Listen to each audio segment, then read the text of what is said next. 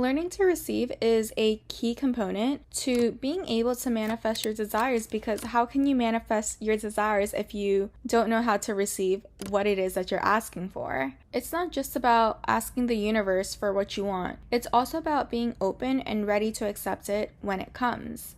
Welcome back to the It Girl Playbook. Today we'll be talking about the art of receiving and explore why you may have trouble receiving and the steps that you can take to receive more gracefully and abundantly. No matter what it is that you're receiving, whether it be a promotion, love, nice gestures, gifts, or even a compliment, being able to receive it is something that I feel like many people struggle with. I used to struggle with it as well, and I've noticed that these struggles often come from deeper issues. And the main reasons why I've noticed people, as well as myself, struggle with receiving is, one, feelings of low self-worth and just feeling like you don't deserve it. If you don't believe that you're worthy of what's being offered, it's hard to fully accept it. You might even reject it, pass it on to someone else, or second guess yourself to the point that the opportunity just goes away. These feelings can stem from past experiences or just an overall lack of self-esteem. The second reason is if love was conditional for you. If love was conditional for you growing up, or if you were only valued based on what you did rather than who you are,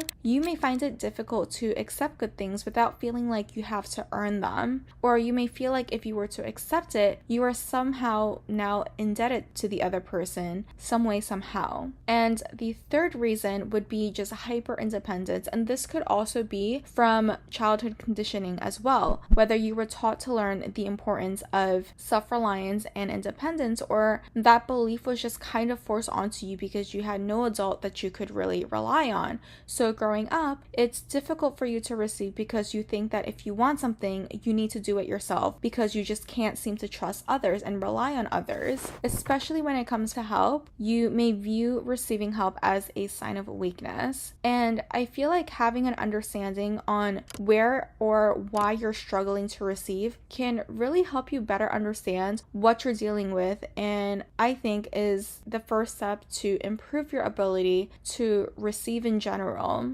The next step is, honestly, I think is just to jump straight into it and just start receiving. It's kind of like riding a bike, you know? You can read as many books as you want and you can watch as many videos as you want on how to ride a bike, but you need to practice in real life in order to get better at it. And yes, you may fall, but it's just one of those things where practice makes better, right? Start with the little things like accepting a compliment, or if you're on a date with someone and the guy is a gentleman, just allow him to open the doors for you and slowly move your way up from there. I also believe that there is a right or wrong way of receiving, and that is with appreciation. Receiving gracefully involves being in a state of constant gratitude. If, let's say, someone gives you a compliment, there is a big difference between saying something like, "Thank you so much, I feel so flattered, I really appreciate it," and "Thanks, I guess." Right? Because when you're in this state, you're naturally open, you're warm, and you're inviting, and you're receptive, and you're abundant. And it's about shifting your mindset to see that receiving is not a burden, but rather a natural flow of life. And oftentimes, we assume that people are bad and they have intentions and motives. And listen, this could be very valid from the environment in which you grew up in. And so you always assume the bad in people as a way of kind of like protecting yourself, right? From being taken advantage of and getting hurt emotionally, mentally, or even physically. But people can be a lot more kind and giving than we make them out to be.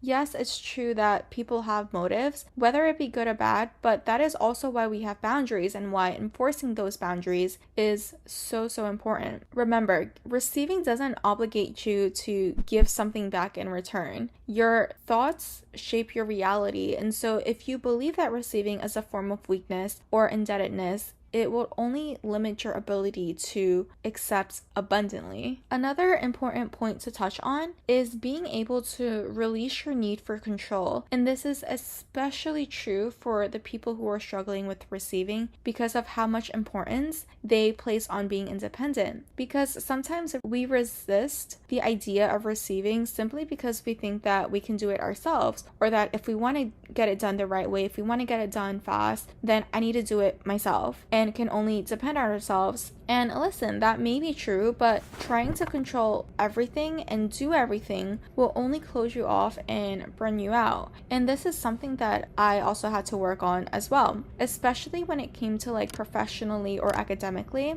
I felt like I've always been like relied on, and I kind of did initially like that feeling of being the person that was needed because it felt like I kind of had the upper hand. I was always studying to make sure that I knew my materials so I could help teach it to another friend. I would always try to learn a new skill so that I could help someone else out with the task from a different department. And it's funny because as much as I was helping other people, I refused to accept help when I needed it. I thought that it would put me in a very vulnerable position, but this was something that I had to work on because I was in constant cycles of burning out, and I had this feeling of resentment building up that just wasn't healthy. Learning when to seek out help and accept help from other people is not a weakness, but rather a strength, because you are smart enough to recognize that other people have skills and you are able to leverage that, which is a skill in itself. They say that if you want to go fast, go alone, but if you want to go far, you have to go together, and that is so